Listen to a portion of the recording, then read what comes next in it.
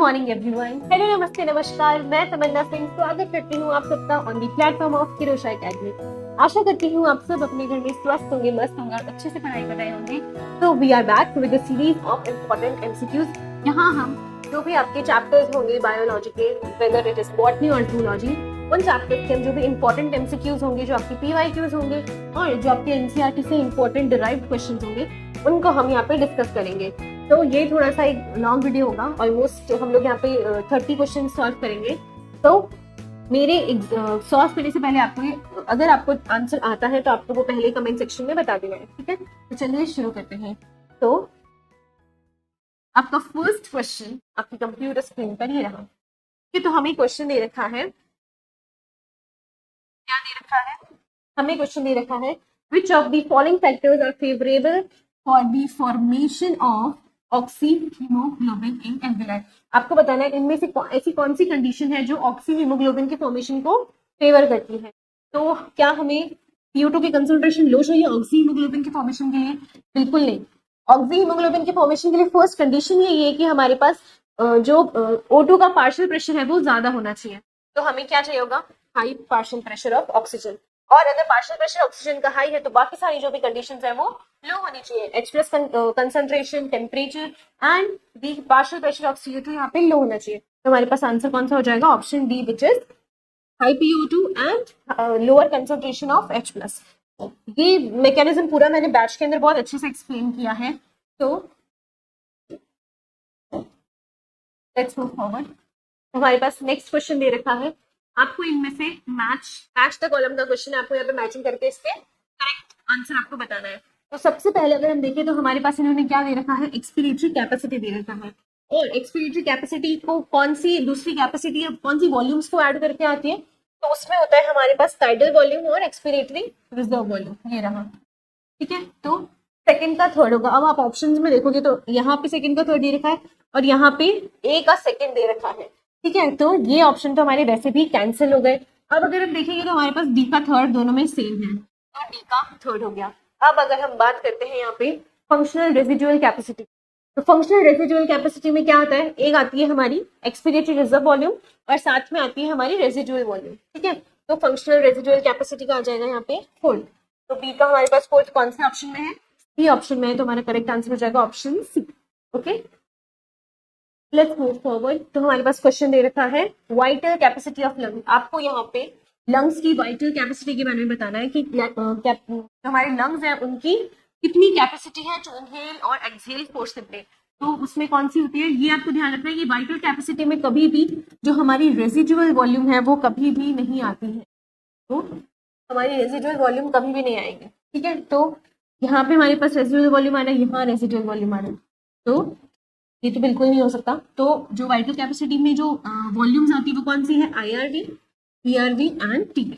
ये तीन वॉल्यूम्स है जो हमारी वाइटल कैपेसिटी में इन्वॉल्व होती है। अब आपको मुझे कमेंट सेक्शन में बताना है कि हमारी जो वॉल्यूम्स होती है IRV, ERV और TV, इन तीनों की जो वैल्यूज है, कितनी वॉल्यूम होती है, वो आपको मुझे कमेंट सेक्शन में बताना है, ठीक है। नेक्स्ट हमारा पास क्वेश्चन है select the sequence of steps in respiration. अब हमारे पास यहाँ रेस्पिरेशन के कुछ स्टेप्स दे रखे हैं। आपको वो इन स्टेप्स का सीक्वेंस बताना है कि ये जो हमारी एनसीईआरटी में मेंशन है वो किस सीक्वेंस में मेंशन है, उसके बारे में आपको बताना है, ठीक है। तो चलिए शुरू करते हैं। अब अगर हम थोड़ा सा हिंट ले, मैं आपको क्वेश्चन सॉल्व करने की एक ट्रिक बता रही हूँ, स्ट्रेटेजी बता रही हूँ कि अगर जब इस टाइप के क्वेश्चन आते हैं जहाँ मल्टीपल हमें चूज करने पड़ते हैं, तो उसमें देखो कौन सा ऑप्शन सिमिलर आ रहा है, लेकिन यहाँ पे एक भी ऑप्शन सिमिलर नहीं है, तो हमें स्टेटमेंट से चेक करने पड़ेंगे। तो सबसे पहले जब भी रेस्पिरेशन होता है तो उसमें सबसे पहले क्या होता है? सबसे पहले हमारा एटमॉस्फेयर के साथ में जो इंटरेक्शन है वो होना चाहिए, ठीक है। जो भी हमारे पास एटमॉस्फेरिक एयर है उसके साथ हमारा इंटरेक्शन होना चाहिए। तो सबसे पहले हमारे पास क्या होगा? pulmonary ventilation by which atmospheric air is drawn in and CO2 rich alveolar air is released out। तो सबसे पहले हमारे पास आएगा डी, ठीक है। फिर जब हम लोगों ने जो हमारी, अब देखो आंसर तो इससे भी आ सकता है क्योंकि सारे ऑप्शंस जो है वो अलग अलग है ना, एक भी सेम नहीं है। तो हमारा आंसर यहीं से आ गया ऑप्शन सी। लेकिन फिर भी हम एक बार इसको अच्छे से समझ लेते हैं। सबसे पहले हमारे पास क्या होगा? वेंटिलेशन होगा, एटमॉस्फेयर से जो एयर है वो अंदर आएगी और जो CO2 रिच एल्वेओलाई की एयर है वो बाहर जाएगी। उसके बाद क्या होगा? उसके बाद होगा ट्रांसपोर्ट या डिफ्यूजन होगा, अक्रॉस एल्वुलर मेम्ब्रेन या फिर ब्लड एंड टिश्यूज। तो अब देखो जो हमारी एयर है वो अंदर आ गई, लंग्स के अंदर आ गई, लंग्स से वो ट्रेकिया के पास गई, ट्रेकिया के आगे ब्रोंकाई जो हमारी प्राइमरी एंड सेकेंडरी ब्रोंकाई है उनमें गई, फिर ब्रोंक्यूल्स में गई और ब्रोंक्यूल्स के आगे वो गई एल्वुलाई में। तो सबसे पहले क्या होगा, diffusion of gases across alveolar membrane. ठीक है, तो सेकेंड नंबर पे आएगा ए, सबसे पहले एल्वुलाई की मेम्ब्रेन पे डिफ्यूजन होगा। उसके बाद में क्या होगा, उसके बाद में जो हमारी गैसेस है वो ब्लड में चली जाएंगी। यहाँ पे एल्वुलर मेम्ब्रेन के पास में ट्रांसपोर्ट हुआ, ऑक्सीजन एंड CO2 का एक्सचेंज हुआ, ब्लड के पास ऑक्सीजन गई, तो यहाँ पे फिर आएगा transport of gases by blood. ठीक है, तो ऑक्सीजन के जो ऑक्सीजन है वो ब्लड के पास चली जाएगी, फिर ब्लड टिश्यूज में ट्रांसफर कर देगा। ठीक है, तो ये हो जाएगा हमारा थर्ड ऑप्शन। इसके बाद क्या होगा, इसके बाद होगा diffusion of oxygen and CO2 between blood and tissues. अब टिश्यूज में जो ऑक्सीजन है वो पहुंच जाएगी और फिर सबसे लास्ट में क्या होगा हमारा, utilisation of oxygen for the catabolic reactions. ठीक है, हमारा ऑप्शन यहाँ पे आपको पता चल गया है और यहाँ पे मैंने आपको पूरा प्रोसेस भी बता दिया है। चलिए आगे बढ़ते हैं। हमारे पास क्वेश्चन है, under normal physiological conditions in human being every 100 ml of oxygenated blood can deliver dash ml of O2 to the tissues. अब बताओ कि जो ऑक्सीजनेटेड ब्लड है वो कितना ml आपका ऑक्सीजन जो है वो डिलीवर करता है, 10 ml, 2 ml, 5 ml और 4 ml। तो जो हमारा ब्लड होता है वो कितनी ऑक्सीजन डिलीवर करता है, oxygenated blood 5 ml oxygen deliver करता है। ठीक है, नेक्स्ट ये एनसीईआरटी की लाइन है, मेरे नोट्स में भी मेंशन कर रखी है, you can check the app and check the batch.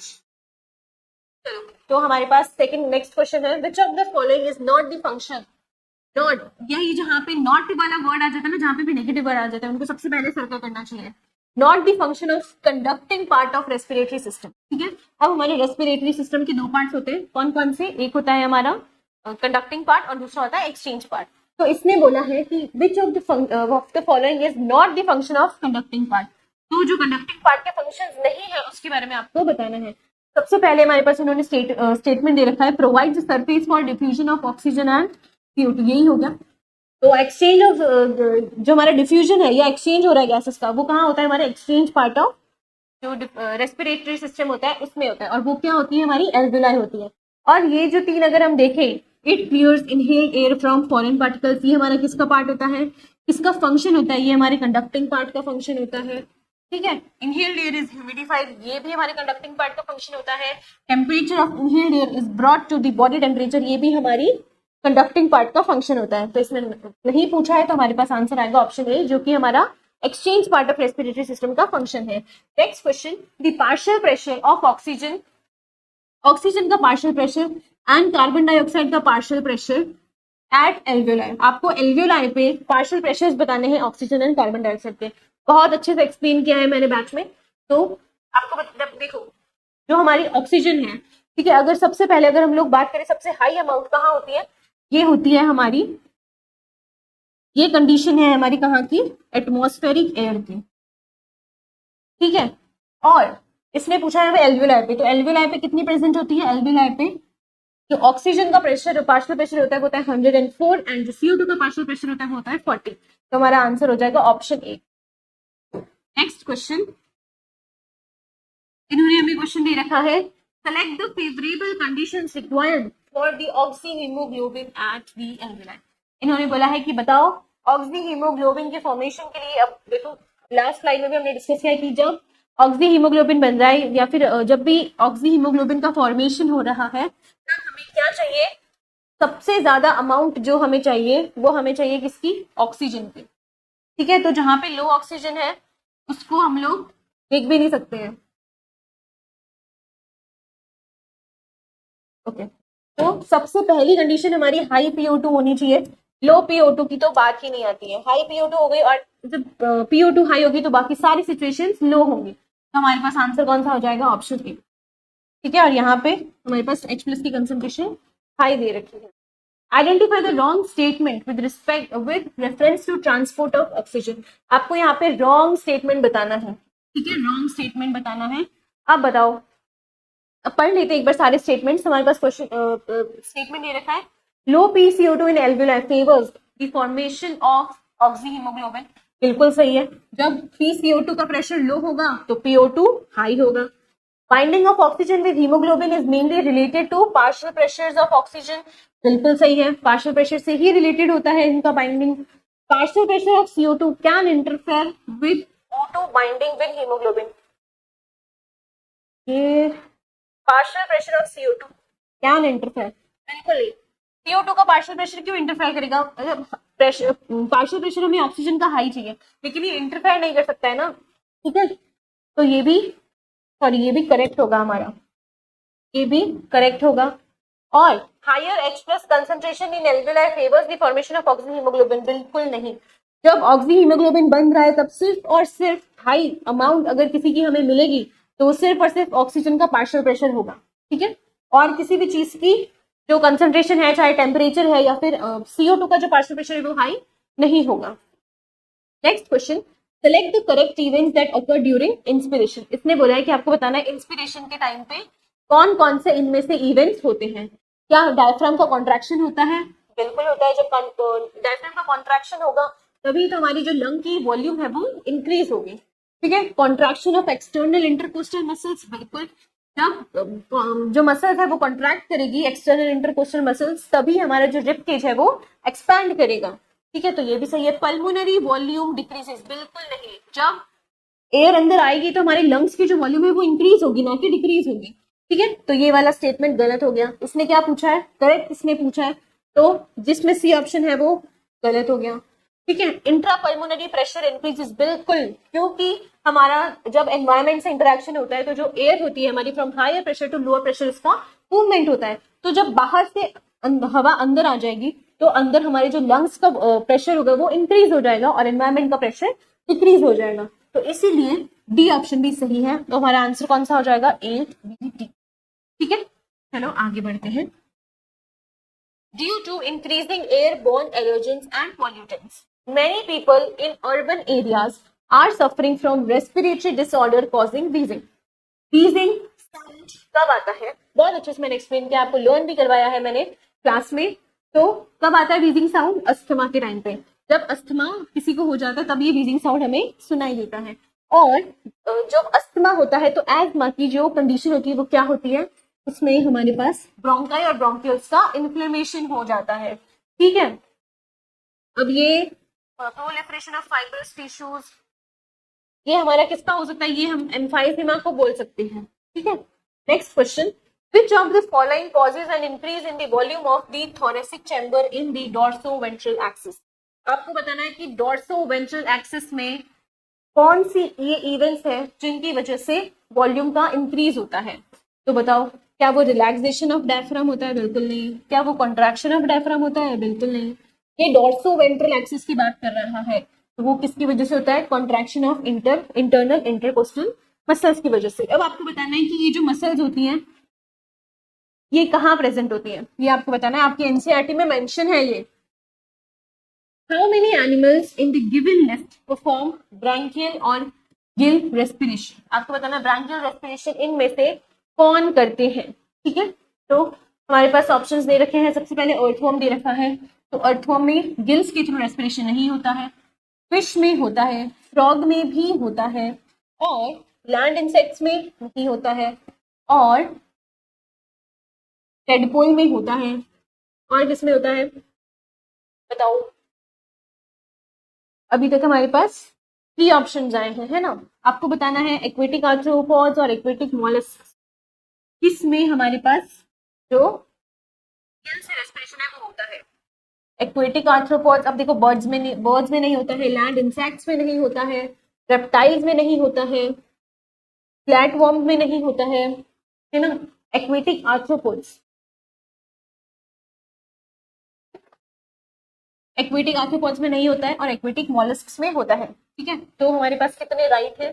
1 2 3 4। तो हमारा आंसर हो जाएगा option B, which is 4। Next question, every 100 ml oxygenated blood can deliver around dash ml of O2 to the tissues under normal physiological conditions. अब देखो, हमें पता है कि ऑक्सीजनेटेड ब्लड जो है वो कितनी ml O2 डिलीवर करता है? 5 ml ऑफ ऑक्सीजन हमारा ऑक्सीजनेटेड ब्लड डिलीवर कर सकता है। तो 100 ml ऑक्सीजनेटेड ब्लड डिलीवर कर रहा है, 5 ml ऑक्सीजन, तो 300 ml ब्लड कितना ऑक्सीजन डिलीवर करेगा? तो कितना हो जाएगा?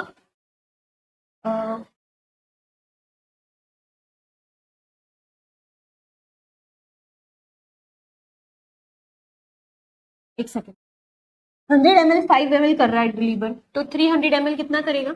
हम क्या कर देंगे, 5 को 3 से मल्टीप्लाई कर देंगे, ठीक है, क्योंकि 1 ml में हमारे पास 100 ml में हमारे पास 5 ml आ रही है, तो 300 ml में कितना हो जाएगा? हमारे पास हो जाएगा 15 ml. So the correct answer is option B, which is 15 ml. Okay. Next question. The central chemoreceptors are directly affected by. ये बोल रहा है कि जो हमारे सेंट्रल कीमोरिसेप्टर्स होते हैं वो डायरेक्टली किससे अफेक्ट होते हैं? क्या वो ऑक्सीजन इन ट्रेकिया से होते हैं? बिल्कुल नहीं. ऑक्सीजन कंसेंट्रेशन से तो अफेक्ट ही नहीं करते हैं chemoreceptors. H plus concentration in blood और H प्लस कंसेंट्रेशन इन CSF से तो कुछ रिलेशन ही नहीं है. ये हो जाएगा ऑप्शन ए. आपको CSF का फुल फॉर्म मुझे कमेंट सेक्शन में बताना है. Next question. Which of the following would have the same oxygen content? Same oxygen content बताना है कि इन दोनों में आपके पास कौन सी ऐसी रीजन होंगे जहां पे सेम ऑक्सीजन का कंटेंट रहेगा. जो ब्लड लंग्स में एंटर कर रहा है क्या उसके अंदर, और जो ब्लड लंग्स को छोड़ रहा है उसके अंदर सेम रहेगा? बिल्कुल नहीं. जो ब्लड लंग्स के अंदर एंटर करेगा उसमें ज्यादा होगा और जो लीव करेगा उसमें कम होगा. ठीक है. Blood entering the right side of the heart और blood leaving the right side of the heart, इसमें हो सकता है, ये कह सकते हैं, हम देखते हैं बाद में. Blood entering the right side of the heart and blood leaving the left side of the heart. एक second. Right side of the heart and blood leaving the left side of the heart. तो ब्लड का जो content होगा वो कहाँ same होगा, इसने ये पूछा है. Blood entering the right side of the heart and blood leaving the right side of the heart. Blood entering the right side of the heart, blood leaving the left side of the heart. Blood entering the tissue capillaries और blood leaving the right side of the heart. इसकी options में कोई गड़बड़ लग रही है क्या? Just wait, let me check.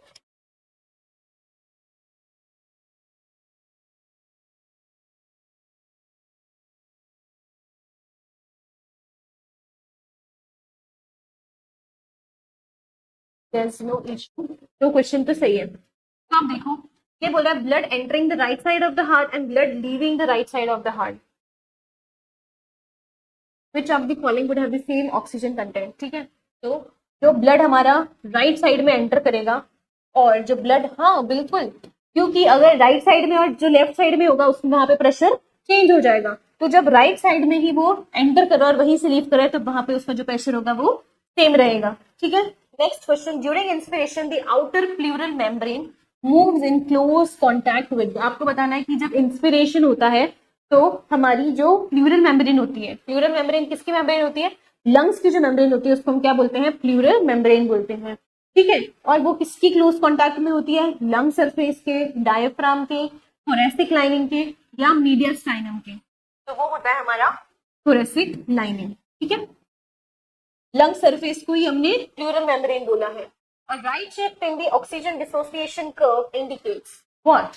Increased affinity of hemoglobin for oxygen, decreased oxygen delivery to tissues, conditions favorable for oxygen dissociation from hemoglobin, or higher oxygen saturation at a given partial pressure of O2. बिल्कुल नहीं. तो इसका answer आएगा option C, which is conditions favorable for oxygen dissociation at from hemoglobin. Next question. The maximum volume of air forcefully exhaled after taking the deepest possible breath. ये बोल रहा है कि मैक्सिमम वॉल्यूम आप कितनी मैक्सिमम एयर की volume है जो आप अपने लंग से एक्सहेल कर सकते हो विद दी फोर्सफुल इंस्पिरेशन करने के बाद.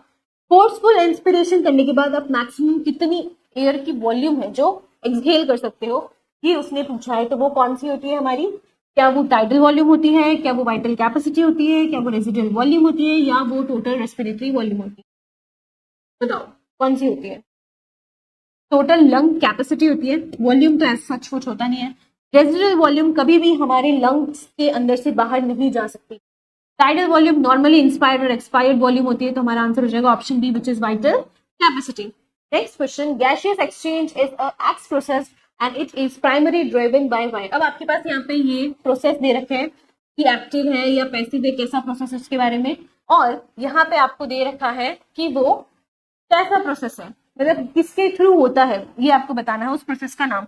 तो बताओ कि जो गैसियस एक्सचेंज है वो जो बेसिकली हमारे अंदर गैसियस एक्सचेंज होता है वो डिफ्यूजन के थ्रू होता है, और डिफ्यूजन एक ऐसा प्रोसेस है, पैसिव प्रोसेस है, क्योंकि डिफ्यूजन के लिए आपको एनर्जी की रिक्वायरमेंट नहीं है। तो जो पैसिव प्रोसेस हो गया हमारा कौन, जो डिफ्यूजन है, जो गैसियस एक्सचेंज हो रहा है वो हो गया पैसिव प्रोसेस, और पैसिव हो गया तो कंसंट्रेशन ग्रेडियंट के अकॉर्डिंग ही ये चलता है। ठीक है, तुम्हारा आंसर हो जाएगा option P. Next question, pyrometer can access all of these lung volumes expect. अब देखो, अभी एक दो क्वेश्चन पहले ही हमने बात की है कि हमें बताना है यहाँ पे कि जो हमारा स्पायरोमीटर होता है वो इनमें से कौन सी वॉल्यूम्स है, जो मतलब इनमें से सारी वॉल्यूम्स है जो वो मेजर कर सकते हैं, लेकिन एक ऐसी वॉल्यूम है जो वो नहीं कर सकते, और वो कौन सी है, रेजिडुअल वॉल्यूम, क्योंकि रेजिडुअल वॉल्यूम कभी भी हमारे लंग सरफेस के बाहर नहीं आती है। Next question, the partial pressure of CO2 is highest eight. आपको बताना है कि जो CO2 का पार्शियल प्रेशर होता है वो सबसे ज्यादा कहाँ होता है, क्या वो एल्वेलर लेवल पे ज्यादा होता है, क्या वो टिश्यू लेवल पे ज्यादा होता है, एटमॉस्फेयर में ज्यादा होता है, या ऑक्सीजनेटेड ब्लड में ज्यादा होता है। तो यहाँ इन दोनों सरफेस पे ऑक्सीजन ज्यादा होती है, ठीक है, टिश्यू लेवल पे CO2 का लेवल ज्यादा होता है, और एल्वेलर सरफेस पे ऑक्सीजन का पार्शियल प्रेशर ज्यादा होता है। तुम्हारा आंसर आ जाएगा option B, which is at tissue level. और क्यों, क्योंकि टिश्यूज जो होते हैं उनके अंदर हमारा कंटिन्यूअसली कैटाबॉलिज्म चलता रहता है, और उसके लिए जब कैटाबॉलिज्म होता है तो हमारे CO2 बनती रहती है। ठीक है, कार्बन का ब्रेकडाउन हो गया। नेक्स्ट हमारे पास क्वेश्चन है, which enzyme converts carbon dioxide and water into carbonic acid in red blood cells. तो यहाँ आपको बताना है कि कौन सा एंजाइम है जो कार्बन डाइऑक्साइड को और वाटर को कार्बोनिक एसिड में कन्वर्ट करता है। बताओ, क्या वो कार्बोनिक एनहाइड्रेज है, क्या वो कैटलेज है, एमाइलेज है, या लाइपेज है। तो वो होता है हमारा कार्बोनिक एनहाइड्रेज, जो आरबीसी के अंदर बहुत ह्यूज अमाउंट में प्रेजेंट होता है, और थोड़ी बहुत अमाउंट इसकी प्लाज्मा में भी प्रेजेंट होती है। ठीक है, next question, what is the approximate partial pressure of oxygen in systemic arteries. ठीक है, तो ये आपकी जो एनसीईआरटी की टेबल है, आप लोगों को पता होगा, जो हमने बैच में डिस्कस किया है अपनी क्लासेस में, कि जो हमारी टेबल गिवन है वहां पे ये सारे प्रेशर्स मेंशन है, ब्लड में, ऑक्सीजनेटेड ब्लड में, टिश्यूज में, तो ये उसके रिगार्डिंग क्वेश्चन है। और सिस्टमिक आर्टरीज में हमारा कितना प्रेशर होता है ऑक्सीजन का, 95 mmHg। ठीक है, next question, which of the following factors are factors favours the formation of carbamino haemoglobin in tissues. अब बताओ, कार्ब अमीनो हीमोग्लोबिन बन रहा है तो क्या कंडीशंस हमें रिक्वायर्ड होगी, क्या PO2 partial pressure of oxygen high होना चाहिए, ये पार्शियल प्रेशर ऑफ ऑक्सीजन कब हाई होना चाहिए, जब हमारा ऑक्सी हीमोग्लोबिन का फॉर्मेशन हो रहा है, लेकिन यहाँ पे हमें क्या बनाना है, कार्ब अमीनो हीमोग्लोबिन, तो PO2 का लेवल कम होना चाहिए, PO2 का लेवल कम होगा और बाकी सारे लेवल हाई होंगे। यहाँ ये ऑप्शंस सेम है, यू नो, तो आप ये मार्क करो या ये मार्क करो, एक ही बात है। ठीक है, ओके, लेट्स मूव फर्दर। तो हमारे पास क्वेश्चन दे रखा है, besides RBC blood plasma also carries oxygen in solution, the percentage is। अब ये बोल रहा है कि जैसा आप सबको पता है कि जो ऑक्सीजन का ट्रांसपोर्टेशन होता है वो 97% ऑक्सी हीमोग्लोबिन के फॉर्मेशन में होता है, और 3% प्लाज्मा में डिसॉल्व स्टेट में होता है। तो इसने वही पूछा है कि प्लाज्मा के थ्रू कितना डिसॉल्व होता है, तो वो होता है 3%। ठीक है, और 97% वो ऑक्सी हीमोग्लोबिन के फॉर्म में होता है। Next question, select the option with correct statement. ठीक है, आपको बताना है इन चारों में से कौन सी स्टेटमेंट है जो करेक्ट स्टेटमेंट है। तो फर्स्ट स्टेटमेंट है हमारा, अस्थमा कॉजेज व्हीजिंग साउंड। बिल्कुल सही, हमने लास्ट में भी डिस्कस किया है कि अस्थमा में व्हीजिंग साउंड आता है। Emphysema is a chronic disorder, बिल्कुल क्रोनिक डिसऑर्डर है। वन ऑफ द, आपको मेरे को क्या बताना है, अच्छा ठीक है ये तो दे रखा है, one of the major causes of emphysema is cigarette smoking. Emphysema में क्या होता है, हमारी जो एल्वेओलाई की वॉल्स होती है वो डिस्टर्ब हो जाती है या फिर वो खत्म हो जाती है। ठीक है, फिर इसने बोला है कि bronchioles are damage in emphysema, बिल्कुल नहीं। अभी मैंने बताया ब्रोंक्यूल्स नहीं होती, कौन होती है, एल्वेोलर वॉल्स होती है जो डैमेज हो जाती हैं, एल्वेोलर वॉल्स आर डैमेज। ठीक है, तो रेस्पिरेटरी सरफेस जो है वो डिक्रीज हो जाता है इस वजह से। तो हमारा करेक्ट आंसर कौन सा हो जाएगा, हमारे पास इसमें क्या बचा करेक्ट ऑप्शन, तो 1 2 3, ये ऑप्शन में ही 1 2 3।